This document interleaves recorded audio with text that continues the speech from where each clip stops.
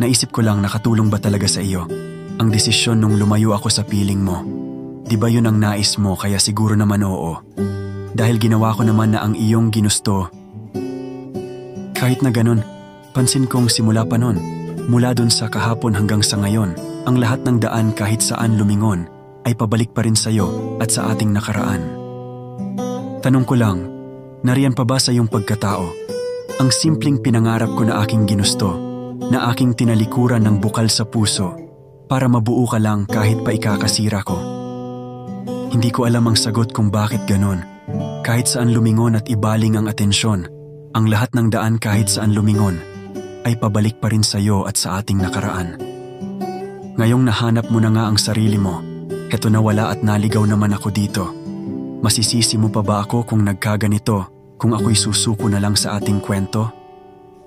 Kahit malabo at hindi mo man mapakinggan, ang aking mga nabuong tanong at dahilan, tingin mo, maitatanggi mo bang kahit minsan, mahal na mahal kita at hindi kinalimutan? Sa aking paglayag, sasagwan ako't lilisan, sa gagawin kong ito tiyak ika'y masasaktan, kaya't hangad ko'y sana iyong maintindihan, ang mga aksyon kong di mo maintindihan.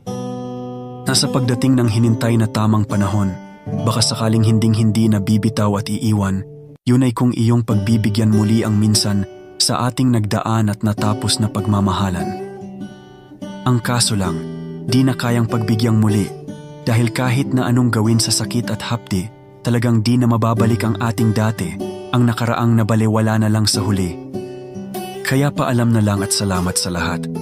Salamat sa lahat ng mga araw na may kilig, sa mga gabing magkatabi at may pananabik. Paalam sa pag-ibig na binalot ng panlalamig. Balang araw alam ko ay makikita mong sa dulo na di naman pala talaga kailangan lumayo.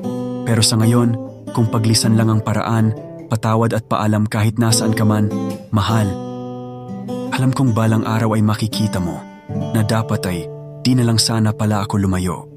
Ngayon kung talagang paglisan lang ang dahilan, sa ating hangganan, ikaw pa rin sana aking mahal.